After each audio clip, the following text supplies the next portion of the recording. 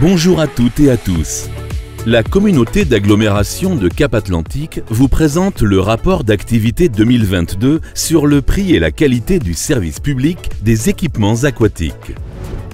2021 a été considéré comme une demi-année avec un nombre important de jours de fermeture dû à la Covid-19.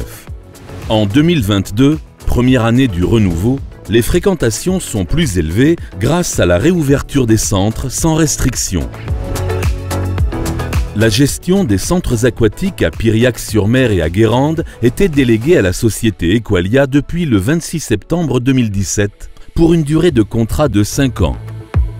À partir du 26 septembre 2022, c'est la société Recrea qui a repris la délégation des 2 centres aquatiques, désormais baptisés Aquapiriac Centre Aquatique du Pays Blanc et Aquaguérande Centre Aquatique Jean-Pierre Donneur pour une durée de contrat de 5 ans. Pour rappel, le centre Aquaball à La Baule a rouvert le 10 février 2020 au public et a été délégué à la société Recrea le 21 janvier 2020 pour une durée de contrat de 5 ans.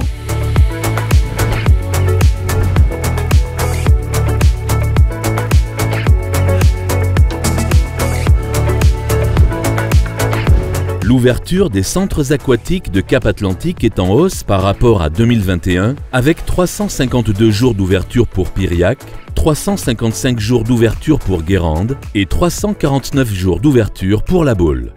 Les jours de fermeture sont soit pour cause de fermeture technique, soit pour jours fériés.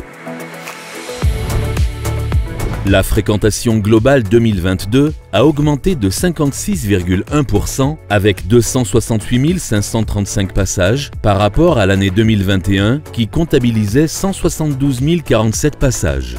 La réouverture des centres aquatiques à l'année depuis l'épidémie de Covid explique que la fréquentation est augmentée pour l'année 2022.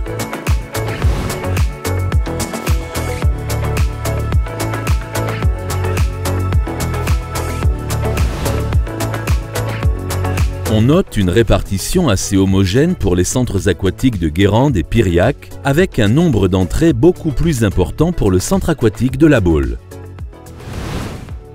On retrouve les grands secteurs d'occupation avec 88% de la fréquentation concernant les usagers publics, 11% les scolaires et 1% les associations. La part des scolaires et des associations augmente cependant de 42% par rapport à 2021, mais diminue par rapport à 2019, année d'ouverture normale avant le Covid en 2020. Tout au long de l'année 2022, une vingtaine d'événements a été organisés sur les centres aquatiques, l'occasion de mieux faire connaître les activités auprès des clientèles à travers des informations presse et les réseaux sociaux.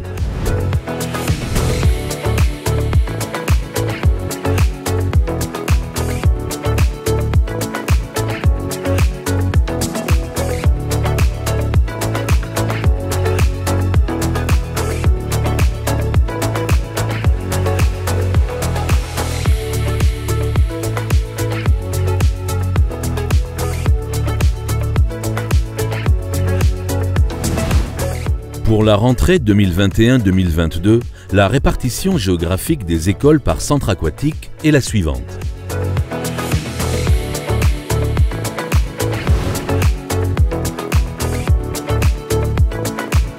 Au total, la natation scolaire 2022 représente 29 298 passages élèves dans les 3 centres aquatiques.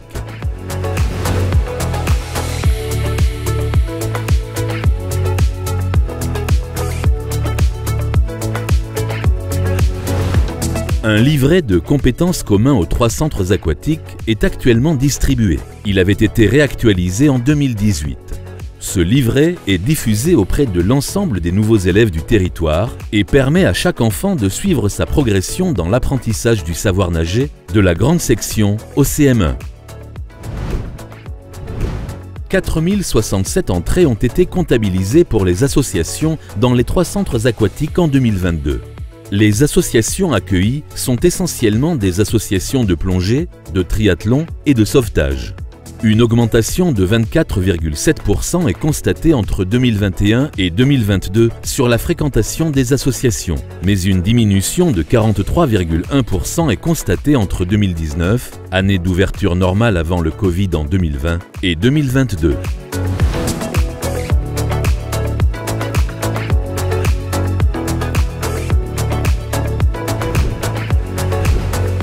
Dans le cadre de la politique d'apprentissage de la natation scolaire de Cap-Atlantique, les tarifs en vigueur pour les 3 centres aquatiques communautaires sont les mêmes depuis 2017. On notera que la prestation de transport des élèves n'est pas intégrée dans ces tarifs. Pour favoriser l'accès des centres aquatiques aux associations, le Conseil communautaire a adopté des tarifs incitatifs en 2008 et 2011. Ces tarifs ont depuis été maintenus au même niveau depuis ces dates. La politique communautaire d'utilisation et de gestion optimisée des piscines débutée en 2008 est poursuivie en 2022, notamment à travers les objectifs suivants. Sur un territoire d'eau, avec 98 km de côte et 14% des espaces en zone humide. Développer l'apprentissage de la nage pour le maximum de personnes. Assurer un accueil qualitatif, dynamique et sachant s'adapter aux besoins du public et des associations. Optimiser le service public et maîtriser les coûts de fonctionnement. Finaliser la construction de la piscine d'Herbignac afin d'améliorer le service aux usagers du nord du territoire.